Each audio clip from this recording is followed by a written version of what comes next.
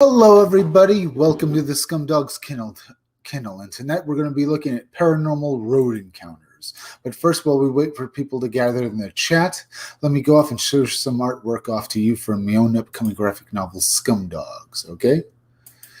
Here is my extreme 90s cover. I did this cover to harken back to the comic books of the 90s with their extreme covers and stuff like that.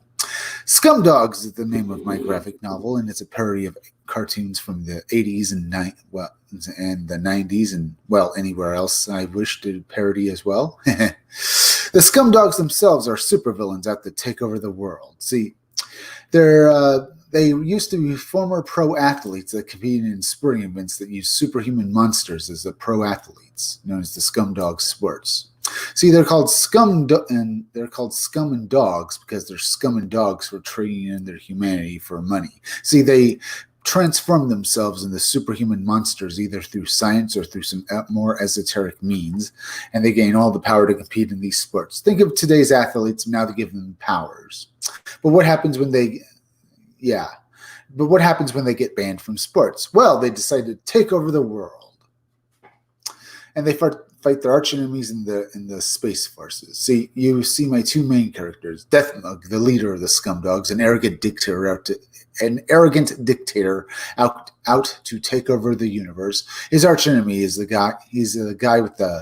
he's the purple guy with the male mask over here named Deathmug, who fights his arch enemy Buick Starpoon, the guy with the pink pompadour hair, he's a parody of the arrogant military type of character, one of those military soldier type characters that always thinks they're right and can never admit they're wrong. So you get the idea. As I said, Deathmug, the guy with the purple guy with the metal mask, is an arrogant dictator out to take over the world. He's a parody of various villains from 80s cartoons. He looks like them as well. Notably, he looks like the villains you see in 80s cartoons, like the villains of G.I. Joe, the leaders of Cobra. He's got a metal mask like Cobra Commander. He's also got gold on him like Serpentor, and he's purple like the Shredder from Teenage Mutant Ninja Turtles. While his archenemy Buick Starpoon, the guy with the pink pompadour hair, as I said, is an arrogant military type of character guy, is a parody on the military type of character.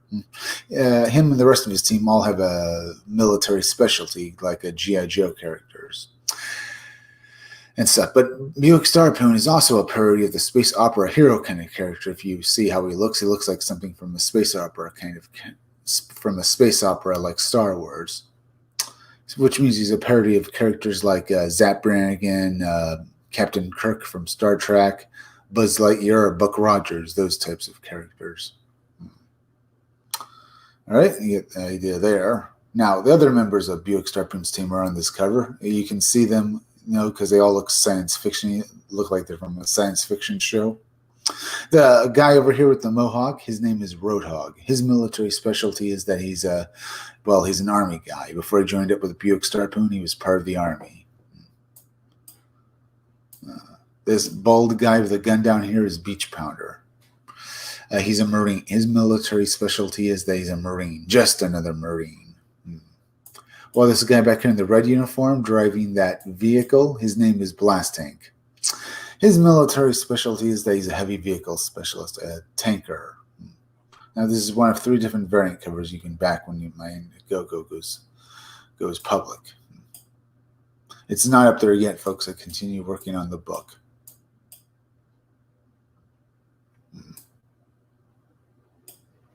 But it looks pretty good, don't you think? Now let's move on here. We have other characters to cover, and as I tell you about them. Here we have Girl Friday, another member of the Wild Rangers. That's the name of Buick Starpoon's team in the Space Forces. Girl Friday was assigned to work under Buick Starpoon because while the Wild Rangers go out and save the universe every day from the Scumdogs, they're also morons. And because they are morons, they do a lot of damage. And basically to, make sure they don't get any criticism, her superiors in the Space Forces assigned Girl Friday as Buick Starpoon's second command on the Wild Rangers. On his team. They assigned Girl Friday as the second command of his team. And she hates her job. She hates Buick Starpoon. She thinks he's an idiot, and she thinks her career in the military is over because she's basically just a babysitter now. Here we have Deathmug's henchman. Because in all 80s cartoons, the main villain of the cartoon would have henchmen. And these are my idiots. Can the idiots would the henchmen of an 80s cartoon would also always be idiots as well. So these are my idiots. The pink guy down here is Sloppy. Yeah, the pink guy down here is Sloppy. And the blue guy with the top hat is Murdermouth. They're a parody of every henchman from an 80s cartoon and from an 80s cartoon. And these two morons couldn't possibly do anything right. Come and read about them in my graphic novel when you back it, because you are going to love them. That's Murdermouth and Sloppy. They're great. Now let's move over here, and look at Hair Metal Doctor. Hair Metal Doctor is a parody of Dr. Mindbender from G.I. Joe, a mad scientist. But my mad scientist, as I said, has been crossed over with Hair Metal Musician, and I think that's awesome as a villain. He thinks of all the machines the scumdogs use to try and take over the world. And now let's look at Miss Breasty Melons. Miss Breasty Melons is another member of the Scumdogs, but unlike the others, she only became a villain for fun. She's only like this because she only became a supervillain just to have a good time. That's Miss Breasty Melons. She only wants to have fun by doing evil, or maybe she has Miss Breasty Melons, and all she wants to do is screw things up. Now I looked at this trailer. I looked at this stuff here. Let me exit these. We'll be looking at various haunted roads and paranormal events that people have encountered on the road tonight, folks. So feel free to hit that like button for me, because it really helps me fight the algorithm. Okay? Road tonight, folks. So feel free to hit that like. So let me get that up there. We're running hot, so let's go over here. Before we do anything else, let's go to Indiegogo real quick. First Man 2 has made $10,389 with 29 days left. Let me refresh this. It's made, First Man 2 First Man 2 has made $10,389. Yeah, it's good. Wonder Island has made a good amount of money. Shihokyo has made over $171,000. Downcast 3 has made $42,420. First Wife Cyberfrog action figures has made $278 and over $278,740. That's pretty good right there. Earthbound Part 2, the action-packed conclusion to Earthbound, has made $48,380. Rob Roken has made $3,772. The Blue Bombshell has made $17,830. Okay, maybe look at some trailers here. The Knife Hand graphic novel has made $41,395. It has 4 days left.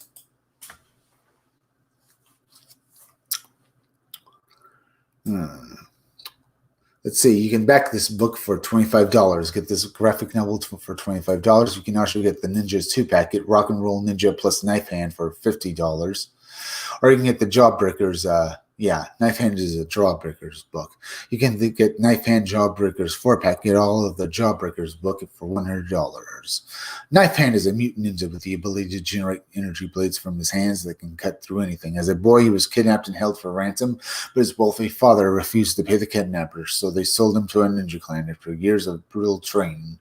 He stole Knife Hand. He's Knife Hand. And went AWOL, searching for his father to get revenge, but the Ninja Clan never stopped hunting for him, so he joined the Jawbreakers in order to use them as a gang to protect him. His disdain for his teammates is unknown to them, but as much as he hates them, he needs them. When the rest of the team is kidnapped, it's up to Knife Hand to rescue them.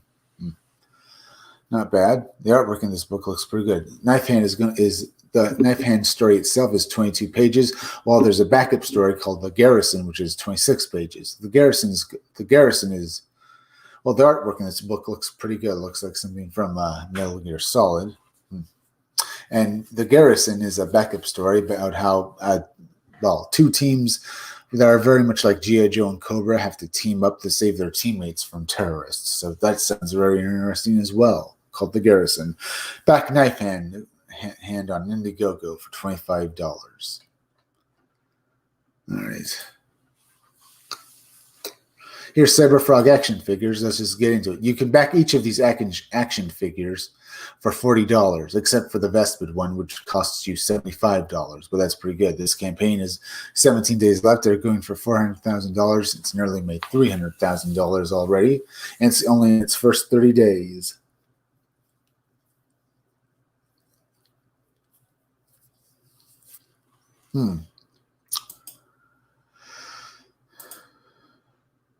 You created comes back. You mind if I tell you about my toys? I love this toy, the Modern Cyberfrog action figure. This is the Jewel, Protector of Earth. That is our Cyberfrog. Look at him. I love this toy. He has it within himself to turn back the Vespis, undoing the damage, the poisonous colonization of the Vespis. You can see that we've used this nice, super shiny chromium paint. You are going to love your Cyberfrog toy. The toes all bend like this, super flexible foot.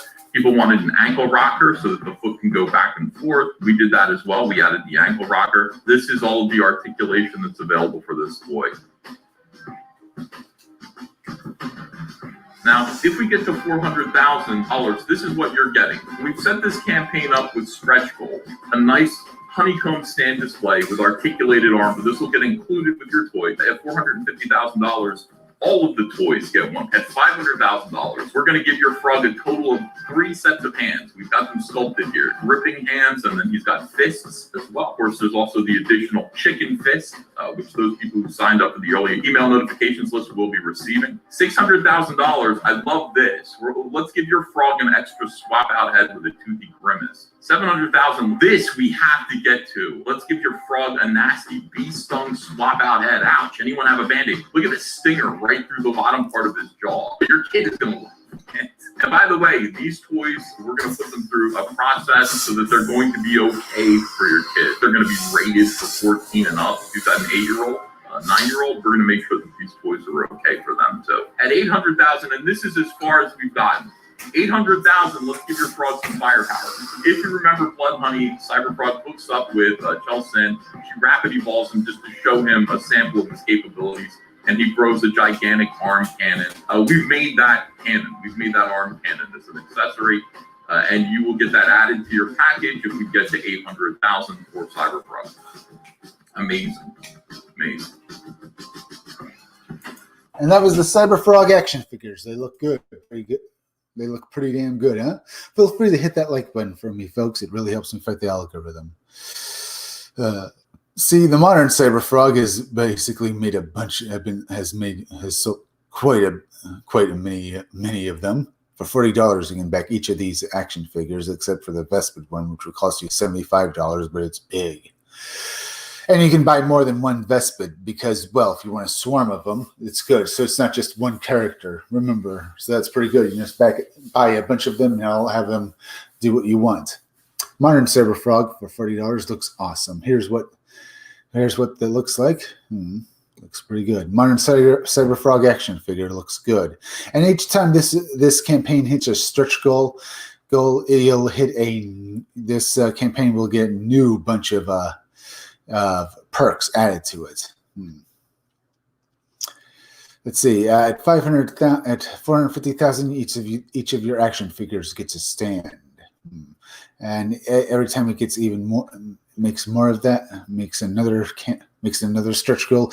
You'll get even more. At $600,000, let's give your frog an extra swap out head with a toothy grimace. At $500,000, let's give your frog total 3 sets of hands. Not bad. You also get others as well. At $800,000, let's give your frog some firepower. That's not bad. And let's see, and each of your 90s Cyberfrog will also look pretty good. Will also get perks as well, and they each look pretty damn good. Not bad. I like what I'm seeing here. Yeah. Looks good. Heather Swan action figure also looks pretty good. And each of them will, and she'll come with the swap out heads and stuff as well.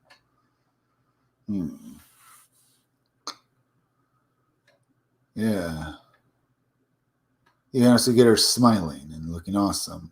Well, looking awesome. So that's pretty good as well. You also get a bunch of perks with this campaign, and it all looks pretty good. That was Cyberfrog action figure, and tonight, folks, as I've said before, we're going to be looking at various paranormal events on the road, where people have suddenly encountered things on the road when they were driving. So, let's see, Riverdale Road, one of America's most haunted roads. Let's take a look at this one. And maybe we'll look at UFO encounters as well, various weird things. So let's have some fun. Feel free to leave me a few chats. Please hit that like button because it really helps me fight the algorithm. As well as please go share this video on social media.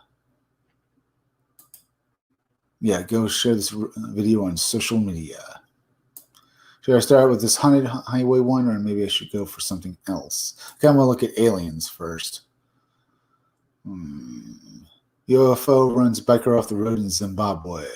Strange news of an old railroad over the famous UFO seen by many in Siberia.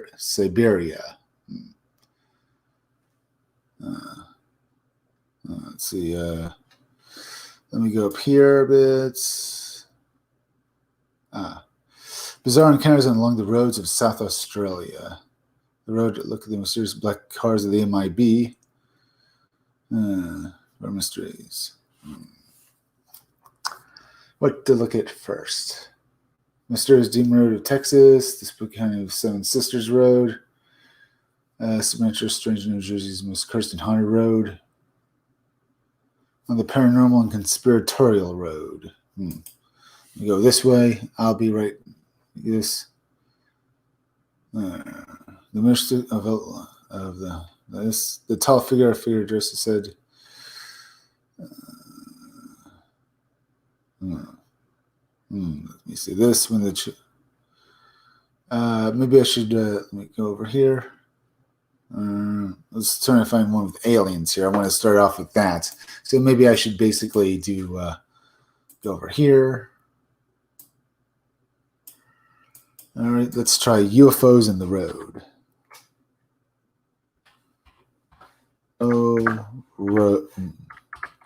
Row. Instead, just waiting. Yeah, let's try this. I guess not. But I know there's maybe oops. I had spelled. Let me try it again. Bizarre encounters along that. UFO runs out Zimbabwe. Runs to Strange New UFO book reviewed. I was hoping for a UFO encounter on the road in the U.S. Retrieve UFOs and dead aliens. Have there ever been any? Nope. The UFO catalog of nothing but total weirdness. A police UFO chasing strange things in the sky over Red Bluff, California. Let's look at this. Sorry, it took me a little while to do that. Oh, Mander Art, you're doing all right, buddy. Thank you. But let's look at this before we look at anything else. And thank you for checking in. Leave me a few chats, man. There are UFO reports all shapes and sizes spanning the globe. Can run the range from odd to outright insane. In many cases, the elements come together to form a case that only includes traditionally reliable witnesses, but many of them all seeing the same thing and leaving us to wonder what is going on. In 1960, there was just such a case which was first brought to the public's attention by two sober, reliable police officers, and which would later be corroborated by many others to leave it a highly intriguing account that has never been solved. August 13th. 60 started off fairly normally. Well, August 13th, 60. Normally in the small town. Yeah, started off fairly normally in the small town of Corning, California, near near another larger town called Red Bluff. And on this hot night, California Highway Patrol officers Charles A. Carson and Stanley Scott were out at work along Hog Road. It was a hot, lazy evening with the two of them looking for speeding motorists. But no one was really out in the rural areas, and so they were mostly just driving along, lost to their thoughts. Just before midnight, they noticed something in the sky that they at first took to be an airliner, but it was flying so low that they feared it was in trouble, possibly even coming in to crash or to fall to the ground. Yeah. They stopped their car to get a better look, and it would soon become apparent that this was no normal aircraft. Eric Carson would later say of what happened. From our position outside the car, the first thing we noticed was an absolute silence, still assuming to be aircraft with power off. We continued to watch until the object was probably within 100 to 200 of the ground, when it suddenly reversed completely at high speed and gained approximately 500 altitude. There, the object stopped.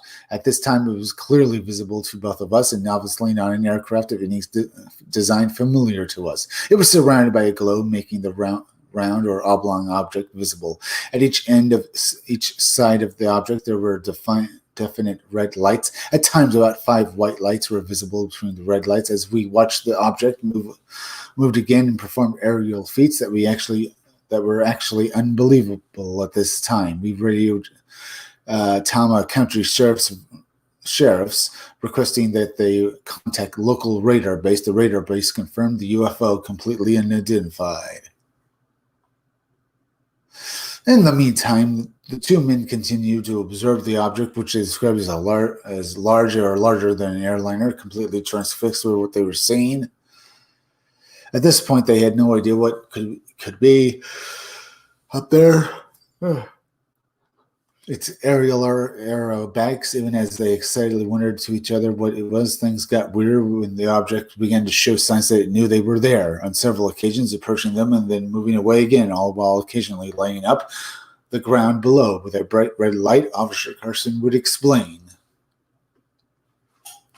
On 2 occasions, the object came directly towards the patrol vehicle. Each time it approached, the object swept the area with a huge red light. Officer Scott turned the red light on the patrol vehicle towards the object, and it immediately went away from us. We observed the object use the red beam approximately 6 or 7 times, sweeping the sky and ground areas. After this, the mysterious craft then began to slowly move off to the east, and not wanting to lose sight of it, the officers followed in their car. They increasing their speed to keep up with it, and were now chasing it down the road, and although they lost sight of it a few times, they managed to relocate it again. At one point, they were shocked to see if a similar light began approaching from the south. And approaching, from the south. The second inscrutable object approached the first, and they took up a tight formation, after which they stopped, hovered there for some time, sporadically shooting red beams toward the ground before both of them sped off to the east. Before both of them sped off to the east and disappeared. The 2 startled officers then went back to the Tama County Sheriff's Office, where they found the 2 deputies had also seen the strange object. Carson would say that of this. We returned to the Tama County Sheriff's Office and met Deputy Montgomery, who had gone to Los Melanos after contacting the radar base. Both had seen the UFO clearly and described it to us. What we saw, the night jailer was also able to see the object for a short time. Each described the object and its maneuvers exactly as we saw them. We first saw the object in 2350 hours,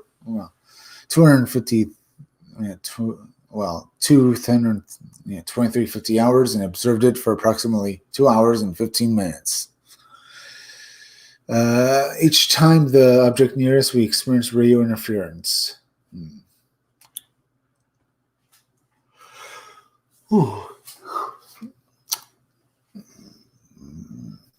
The objects were also allegedly seen by another deputy, officer, highway patrol officers, the night jailer, several prisoners, and some residents of the area, with around a dozen people having also observed. All right, folks, please go and subscribe to my YouTube channel, Read Comics They're Bad For You. Please hit that like button because it helps me fit the algorithm. The more people that hit my algorithm, the more chance, the more chance, I'll get far more people looking at my videos, and I'll bring you my graphic novel out all the sooner. So also, please go and hit that bell and hit the part of the bell that gives you all feature notifications for my videos. Yeah, all feature notifications for my videos. And please hit that share button and share this video out to Twitter and Facebook. All right, let's get back to this. The objects were also allegedly seen by another officer named Jailer. Several prisoners with around a dozen people having also observed one or both of them. In one case, a formation of 8 mysterious lights was supposedly seen. On top of this, the deputies who had seen the original object also reported trying to follow it as it had sped off along its rendezvous with the other. Deputy Fry would explain the report that would be heavily redacted and later released by the Air Force what he and 4 prisoners had seen. At 12 o'clock midnight, Officer Montgomery went to Los Alamos to set up a small hill to the east named Blueberry, and approximately 12:30 a.m. of 1460, I would say. Yeah, maybe June. 1460, 1960. All right. Observed 4 objects in the western sky. They were traveling from south to the north in a straight line, and at times they would go straight up or down. One of the objects seems to stop and hover over the Red Bluff area. After a short time there, the object was seen coming from the north to the south. I went to the side of the Tomaco jail to check the sky as Officer Montgomery radioed that he had an object in the area that had appeared to have landed twice to the east of Los Molinos, almost. Huh? On checking out, have landed twice. The rest of the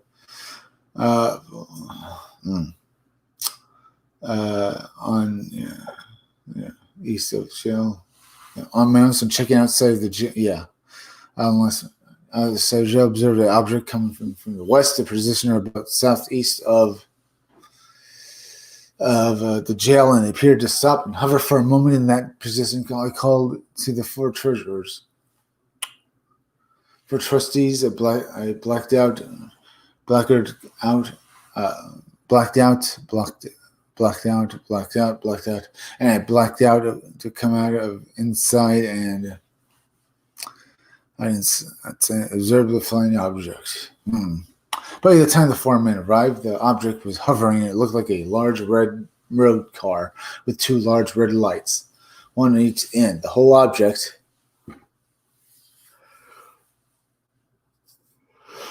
let me see this.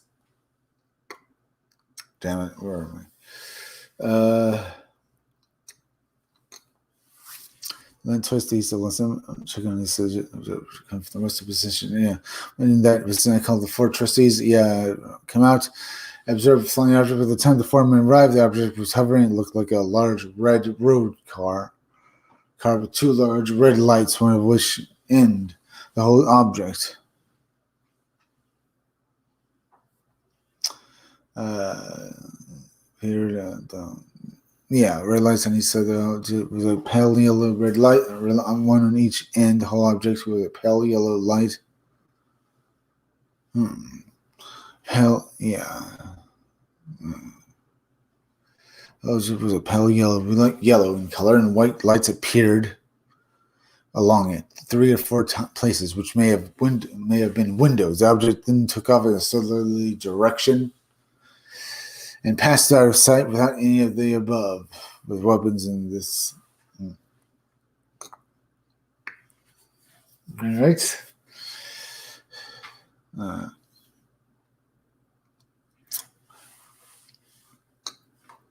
They passed what I was doing.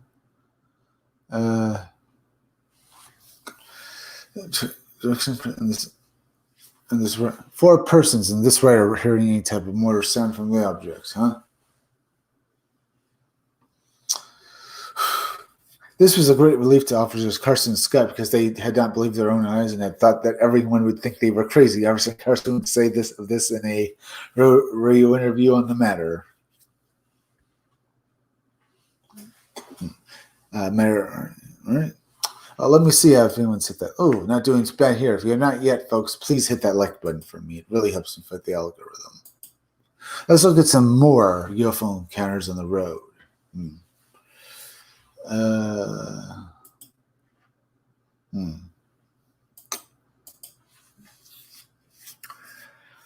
All right. Oof. Officer Scott would say this on what happened to him. I am like Officer Scott. I still find it rather difficult to believe even after watching it. It was amazing to sit out there for 2 hours and 15 minutes watching this thing, and it is even more difficult to tell someone else what you saw. It is quite an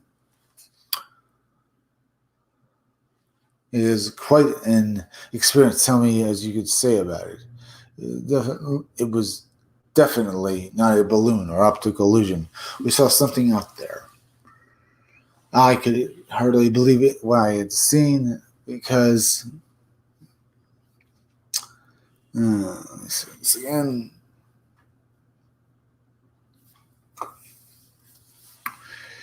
Let's see. Let me get back to this. It was amazing to sit around for 2 hours and 15 minutes watching this thing. Maybe I should go from the beginning of this.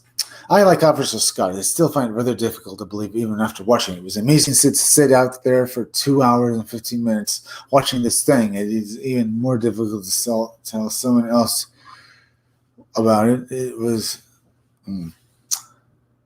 definitely not a balloon or optical illusion.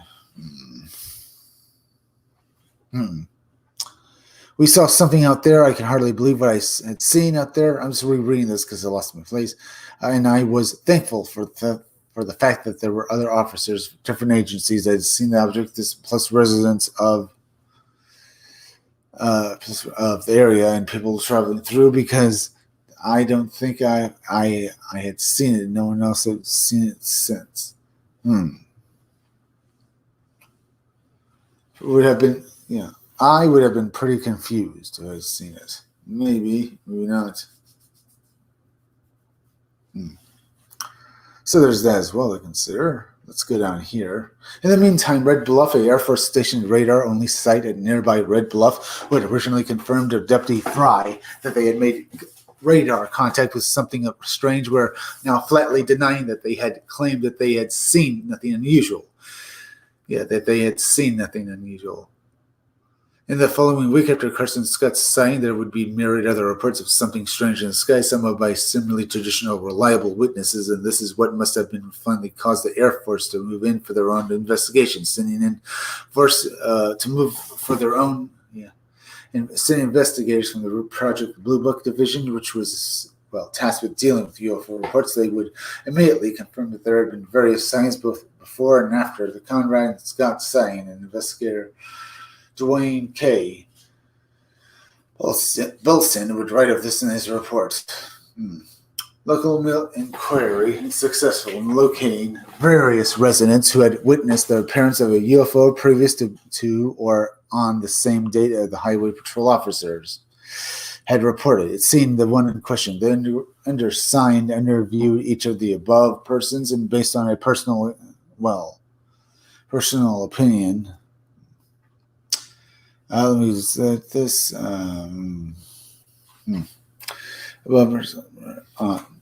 Based on personal opinion formed through observation of credibility or responsibility and reputation, concluded that an unidentified object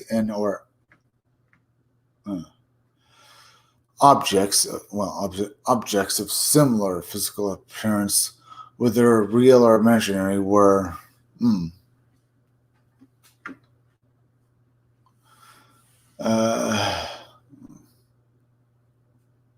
were observed by various solid citizens of Sonoma County, California. All right. Yeah, they saw this thing, or they saw this UFO, so that's interesting. This all seems to be very promising, with a solid series of sightings made by desperate, reliable, witnesses describing the same thing. Mm-hmm.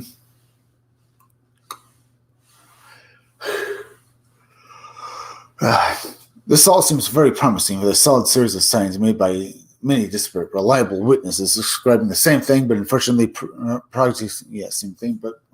Project Blue Book investigation was under the authority of Colonel Philip J. Evans, who at the time was very keen to end the Air Force's investigation into UFOs, and was well known for conjuring up reports that were riddled with misinformation and dishonest data, and misinformation, misstating, fabricating, or omitting relevant facts, as well as often offering up lengthy and scientifically questionable, rather rational explanations that sounded great to skeptics but didn't always add up and were just as pseudo-scientific as anything else. His demystifying report on the matter would read in part.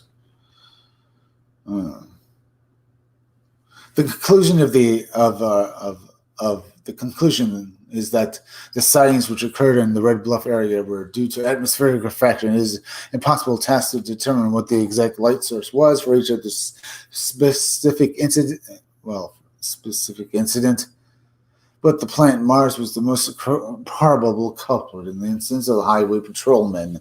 The planet at the time the sighting was just below the horizon, probably hove into view due to the refraction of its light by the atmosphere.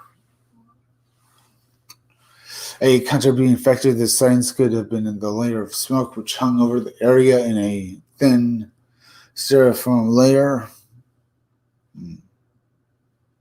The fact the signs could have been, lost my place there for a moment. Very interesting. Let me finish this off and probably come to view to the first of light. A contributing factor of the signs could have been a layer of smoke which hung over the area in a thin styrofoam layer. The smoke came from the forest fires in the area and hung in a layer due to the stable conditions associated with the inversion. In addition to the unusual results of atmospheric refraction, special optical effect known as mirages may occur when there are strong temperature contrast to the adjacent layers of air. It is quite probable that during the period 12 to 30 August 1960, did not reach ATEC is because it is therefore missed my place again. Jeez. In addition to the atmospheric refraction, special optical effects known as mirages may occur when there are optical effects known atmospheric refraction. Several optical effects known as mirages may occur when there are strong temperature contrast in adjacent. That's very interesting. Let me reread that part again. Associated with the inversion is addition to the unusual results of atmospheric refraction, special optical effects known as mirages may occur when there are strong atmospheric contrasts in adjacent layers of air. It is quite probable that reports of all the sightings which occurred in California during the period of 1220 all the way through 1960 did not reach the ATEC. It is therefore impossible to make an accurate estimation of how many sightings actually occurred and what percentage were due to the inversion, if possible. That some were due to other causes such as hysteria and the get into the attitude of some people. However, in view of all available evidence of this case, it is concluded that the effects associated with the inversion were responsible for the sightings and which occurred in Red Bluff, the Red Bluff, California area between 20 August and 60. Interesting. So what do you think? These people saw a UFO or not? These two police officers certainly probably did see something. This is despite the fact that Mars, Aldebaran, and Betelgeuse were all below the horizon at the time in the sighting and analysis of the meteorological records of the area that night by atmospherical journalist James E. McDonald did not find any evidence that would indicate the presence of a temperature. The presence of a temperature inversion. Nevertheless, this was the Air Force story, and they were striking with it, and at the same time,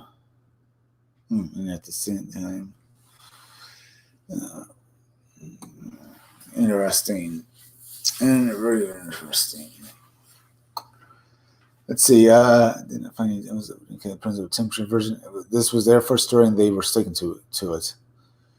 And as to what they thought these findings, Officer Carson would say, I've been told we saw northern lights, a weather balloon, and now a fraction. I served 4 years with the Air Force. I believe I am familiar with northern lights. Also, weather balloons. Officer Scott served as a paratrooper during the Korean conflict.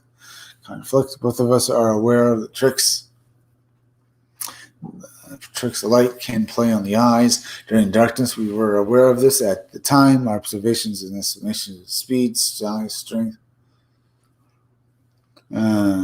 came from aligning the object with, speed and size, etc.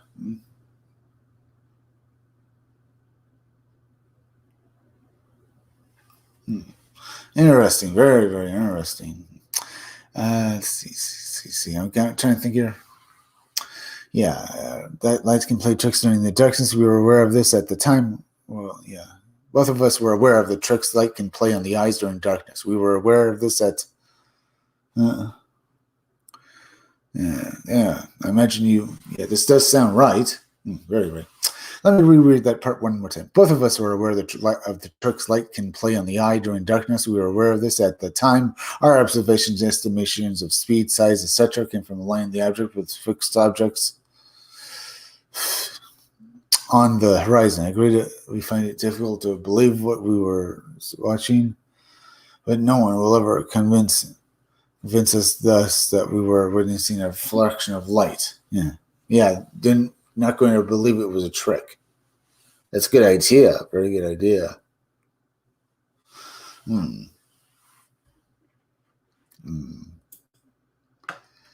Sorry if I'm slurring my words, folks. I'm tired again and stuff like that. Doing a late stream gets me kind of sleepy. Is that all this? Is this what this all was? Just some refraction of light, some other mundane phenomenon? Or is this how could it fool so many trained witnesses and be describing many people as something wholly otherworldly? Why did the Air Force confirm a radar lock on the object, only then go into withdrawal? Just what was going on here? Is it hard to say? With the Red Bluff incident remains a rather curious, intriguing mystery. Okay, not bad.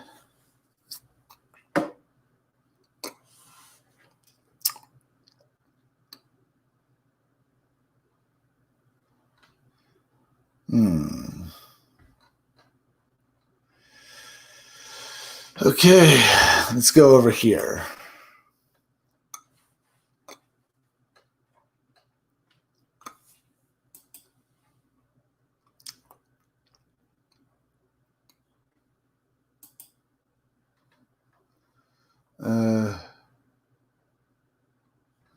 Okay, let's try Riverdale Road, one of America's most haunted roads. And getting this and looking at some more interesting stuff, huh? There are many roads throughout the world that are rumored to be haunted, and Colorado has one with pretty creepy stories. Fact is terrifying that it is said to be one of the most haunted roads in all of America. Riverdale Road in Thornton, Colorado is everything from ghostly apparitions to a phantom cameo. Oh, hey folks, thank you for checking in the Scumdogs Kennel. Feel free to hit that like button for me. As well as, because it helps me fight the algorithm, as well as please go hit that bell and hit the part of the bell that gives you all future notifications. As well as please go please go share this video out on Twitter and Facebook. Right now we're looking at paranormal activity that people have encountered on the roads and having some fun reading about their accounts of their stories. Riverdale Road in Thornton, California. And River Road in Colorado is everything from ghostly apparitions to a phantom cameo, and even the gates of hell. Now let's take a closer look at the strange activity associated with the spooky road. There are rusty iron gates on the property, and the man who built them, indeed, up burning them down his entire house while his family stepped up inside. This is why it has been nicknamed the Gates of Hell. People who have driven by the property have seen a ghostly lady in white walking along the road near the gates. It is believed that she was the wife who passed away in the burning home.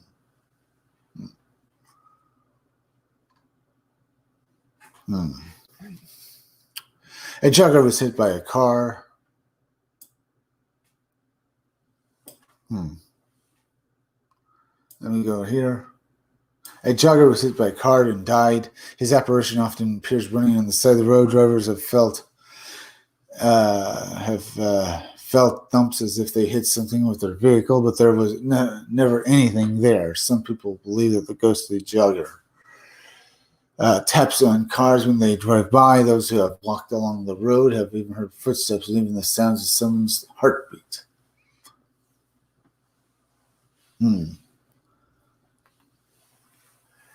While some people have witnessed a ghostly jogger, others have seen a phantom hitchhiker who is looking for a drive. She is a young woman who is dressed in white, and when drivers pull over, she give her a lift. She disappears as soon as they open the door to let her in.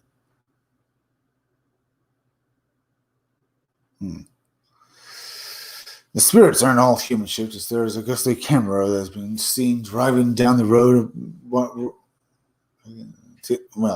Back in the 1970s, a man was speeding down the road when he was involved in a fatal car accident. The car with one headlight has been spotted speeding up to drivers if he wants to challenge them to a race. Yeah, challenge him, huh?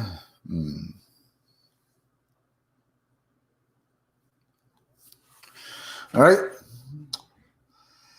The spirit of the young boy said to leave bloody handprints on road signs. The boy was hit by a car and passed away.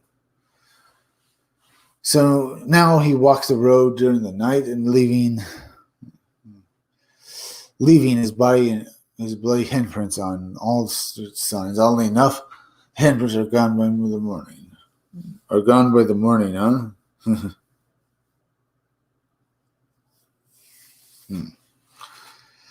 All right, let's go over here. Apparitions of emancipated slaves have been witnessed hanging from cottonwood trees, especially at nights, but there is a full moon. There have been satanic rituals of some of the abandoned buildings along the road, as graffiti has been placed on the walls, as well as chicken coops and even headless animals. Those who have visited the properties have heard unexplained footsteps walking towards them. Okay. This looks very interesting, huh, folks? Pretty much finished this article off. We can move on to another one, and maybe I will. Right now, let's go look at some more supernatural stuff.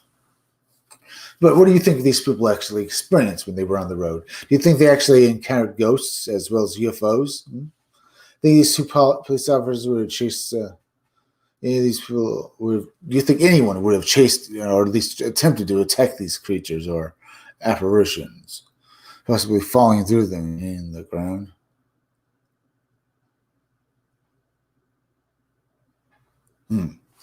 Interesting, I have to say, very interesting. Zone out there for a moment, sorry about that. Bizarre UFO encounters along the roads of South Australia. A UFO runner, strange dreams of old road tracking a dangerous supernatural entity. UFO seen by many in Siberia over infamous. Let's read this. See how long this is. Yeah, if a UFO falls in Siberia,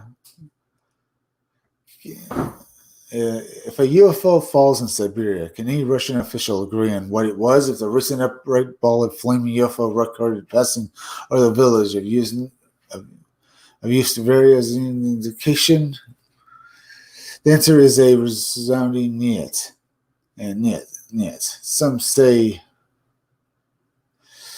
Some say rockets, some say meteors, some say falling batteries. Really, But no one seems to be saying, yeah, I agree with you.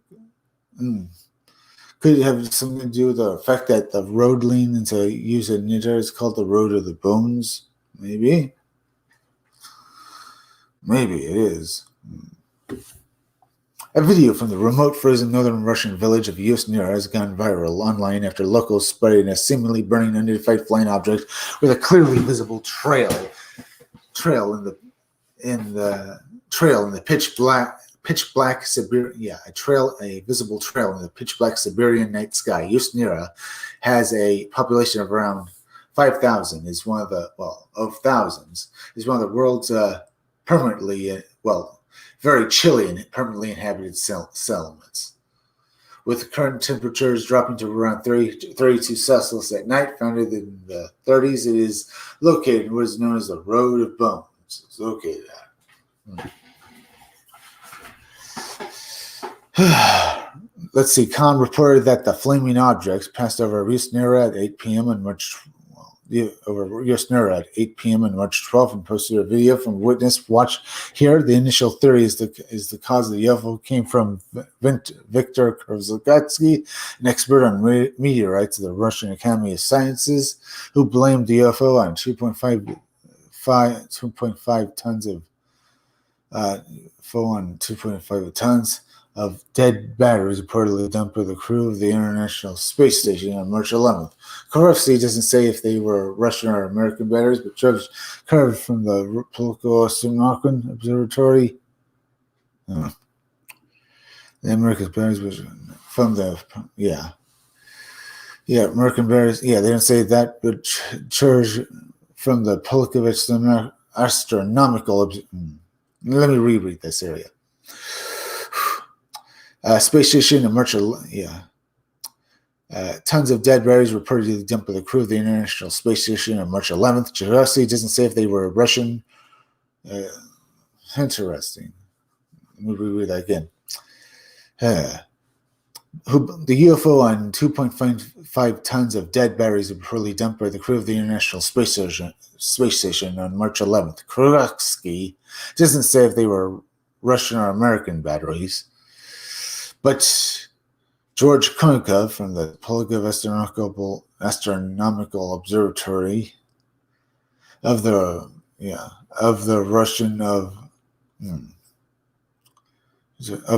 Russian Academy of Sciences disagreed, right? Saying he thought it was a meteorite. Okay. Sorry about that if I screwed reading that up a bit. Judging by the U.S. Air Force data published, judging by the U.S. Air Force data published on the website spacetrack.org, this object would well have been the frigate upper stage, which in 2009 put the meteor in satellite orbit, While the U.S. space program seems to have no official comment on UFOs, Sputnik via underpoint.com reports that Russian space experts Lysov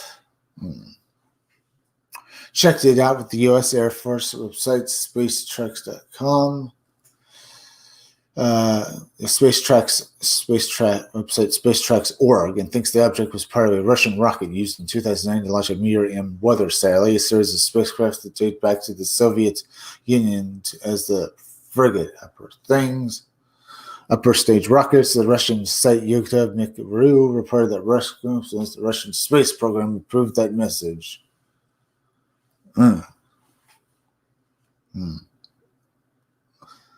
Right. So why did one scientist blame the ISS batteries, which by the way won't burn out in the atmosphere at least two years? Another blame for a meteor. Could it have something to do with the Road of Bones, R5504, 504 Kojima Highway, or so-called Cloma Highway? Well, R504 Cloma Highway is so-called drivers won't turn their ignitions off for fear of not being able to start them up again and freezing to death. However, the Cloma in its name refers to a different kind of bone. The bones of those who have died in gulag camps along the Kaluma riverbed. Former Kaluma prisoner Valimov Shumilov wrote that working inside at temperatures as low as 50 C to 58F, to mine iron ores, radioactive uranium, and gold and superior. One of the okay, interesting. Former Columbia prisoner Valimov Shumilov wrote of working outside in temperatures as low as below 50 C. To mine iron ores, radioactive uranium, and gold in Siberia. One of the most difficult labor was gold mining. One of the most difficult labor was gold mining. Interesting. All right, so you can see this guy. They found a guy who basically witnessed this stuff. He was a former prisoner. So this stuff, well, it sounds like this guy has nothing really to gain from really, except basically being told that he was taken to, that he was taken prisoner and basically sent to a Russian work camp. It's very interesting. Yeah, kind of lost my thought on what I was trying to say there. Yeah, he was sent to a Russian work camp. He saw UFOs. The most interesting thing there, I suppose. Did anyone else see it as well? Could be. One of the most difficult labor was gold mining. Workers had to wash up gold in water, even in the coldest days. They were not fed enough. They didn't even have proper clothes for such frost in their gloves, and if they ever had ones, didn't dry out. They are constantly got frostbites and suffered from a range of illnesses and dystopia from a range of illnesses, from dystopia, tuberculosis, which they couldn't get treatment for. Okay. As Russia Beyond explains, Russian officials cared for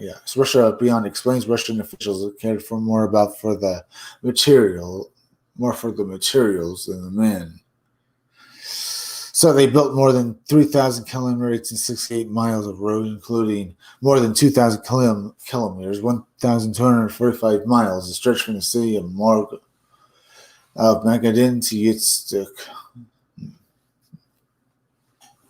The Kluman track that earned the nickname Root of Bones would take 20 frigid years to build in order to make minerals out of a gulag. To take manuals out of a gulag that killed more than 125,000 people while it was in operation.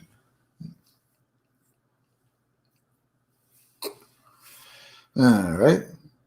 It's just a rocket. It's not just a rocket part from 2000. It's just not just a rocket part from 2009. Nothing to see here. Move along. Statement by Russian officials in an attempt to hide their shame with the road of bones. Perhaps we should thank the UFO for laying up use near us. Sadly, because if the UFO was there, people learned about the horrible things that went on in there. Basically, people dying. With people dying or basically being worked to death, or being used as labor and stuff. That's just bad. But I can see why a UFO would show up there and would basically just be like, say, hey, look at me, huh? Everyone would be looking, and then they notice them together doing those sorts of things. So, what I mean together is that watching Russian officials mistreat their gulag prisoners and stuff like that. What with an alien presence being there, most likely they freaking either attack or run away from it, as well as innocent people basically attacking it. So I can understand why the UFOs would be so interesting for people, because almost as if they were there to cover it. They were there to comfort it. Not so sure how much comfort they could actually get, but hey, it sounds very interesting. But either way, we looked at a lot of haunted roads tonight. We looked at people encountering various creepy things. They saw UFOs over people's roads. That's all very interesting, as to say. So there's that. All right. Now, folks, Please go and subscribe to my YouTube channel. Read comics, they're bad for you, okay? There, and the title is misspelled. It's T-H-E-R-E. Make sure you're still subscribed. Hit that like button for me because it helps me fight the algorithm so more people can see my content. Please go and hit that bell for me and hit the part of the bell that gives you all future notifications. Make sure to leave some comments down below, and please share this video out on Twitter and Facebook. Remember, folks, please go over and subscribe to Stitch Together Picks. Stitch Together Picks is a YouTube channel hosted by the Maniacal Cinephile. He reviews movies and stuff like that, and you're going to enjoy his content. Stitch Together Picks is a great YouTube channel. It's hosted. Maniacal Cinephile is funny as hell. He basically plays a character who has multiple personality disorder, and you're going to love his characters he comes up with. They're so interesting. As well as please go over to Creepy Little Book and subscribe to him too. Creepy Little Book is like the Art Bell radio show. He does little videos talking about high strangeness, but he also does live streams every night. He live streams on weekdays at 12:30 a.m. and on weekends at 10 o'clock p.m. and stuff like that. He talks about aliens and ghosts, and you learn so much from his live streams, okay? Remember, folks, I'll be back again tomorrow around 11 o'clock for another live stream, so be sure to come back again then. I'm Chris Williams from the Scumdogs Kennel. Thank you all for